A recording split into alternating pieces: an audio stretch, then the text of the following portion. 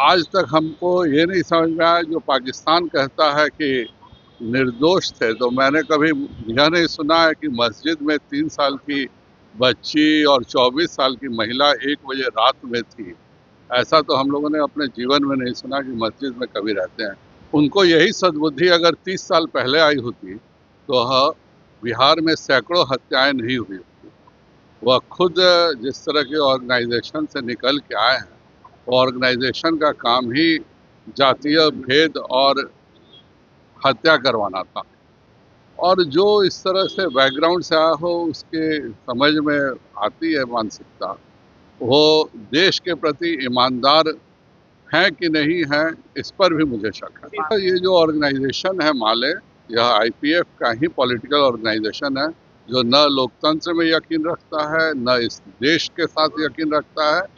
इन लोगों की न ईमानदारी इस देश के प्रति है, न इस देश के सेना के प्रति है, न इस देश के जनता के प्रति है। भारत पाकिस्तान के बीच जो तनावपूर्ण स्थिति थी और गोलीबारी की स्थिति बनी हुई थी, उस पर पूर्ण विराम लग गया और सीज फायर की घोषणा की। उसके बावजूद भी कहा जा रहा है पाकिस्तान की तरफ से हमले हुए हैं, जिसका जवाब हमारी सेना ने मुंहतोड़ दिया है। लेकिन देखिए, इसको लेकर के जब सवाल पूछा गया कि सीज फायर हुआ है, बीजेपी के पूर्व प्रदेश अध्यक्ष हैं बिहार के और वर्तमान सांसद हैं संजय जायसवाल, क्या कुछ कहते हुए नजर आ रहे हैं पाकिस्तान के ऊपर। सबसे पहले आप वो सुन। पाकिस्तान एक ऐसा देश है जिसकी आर्मी उसके अपने प्रधानमंत्री के कंट्रोल में नहीं है।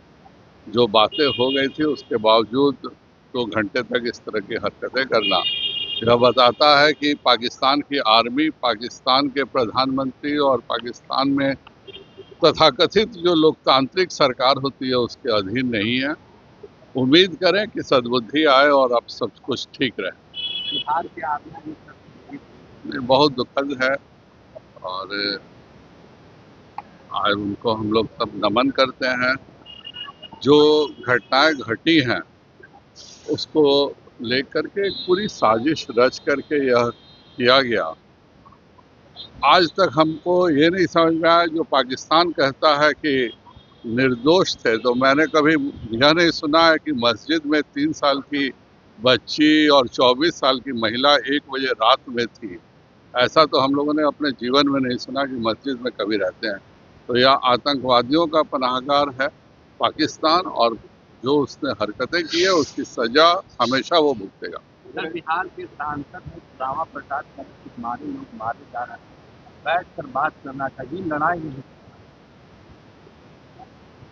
उनको यही सद्बुद्धि अगर 30 साल पहले आई होती, तो बिहार में सैकड़ों हत्याएं नहीं हुई होती। वह खुद जिस तरह के ऑर्गेनाइजेशन से निकल के आए हैं, ऑर्गेनाइजेशन का काम ही जातीय भेद और हत्या करवाना था। और जो इस तरह से बैकग्राउंड से आया हो, उसके समझ में आती है मानसिकता, वो देश के प्रति ईमानदार हैं कि नहीं हैं, इस पर भी मुझे शक है। आचार्य का भी कहना है कि जो पानी रोका गया था वो ठीक नहीं है, वहाँ के आम आवाम लोग परेशान हो रहे हैं इसके साथ। देखिए, ये पूरा ये जो ऑर्गेनाइजेशन है माले, यह आईपीएफ का ही पॉलिटिकल ऑर्गेनाइजेशन है, जो न लोकतंत्र में यकीन रखता है, न इस देश के साथ यकीन रखता है। इन लोगों की न ईमानदारी इस देश के प्रति है, न इस देश के सेना के प्रति है, न इस देश के जनता के प्रति है।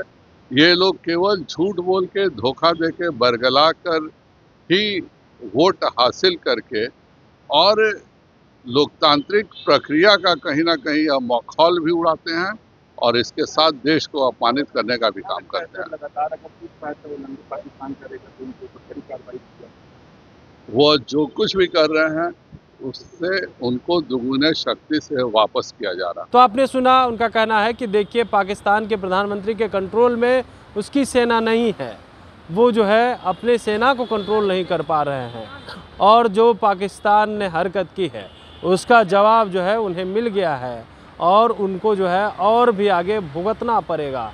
लेकिन देखिए, वहीं जो है लेफ्ट के सांसद हैं सुदामा प्रसाद के द्वारा जो बयान दिए गए थे, उस पर भी संजय जायसवाल जो है खूब गुस्से में। कमलेश कुमार, लाइव बिहार, पटना।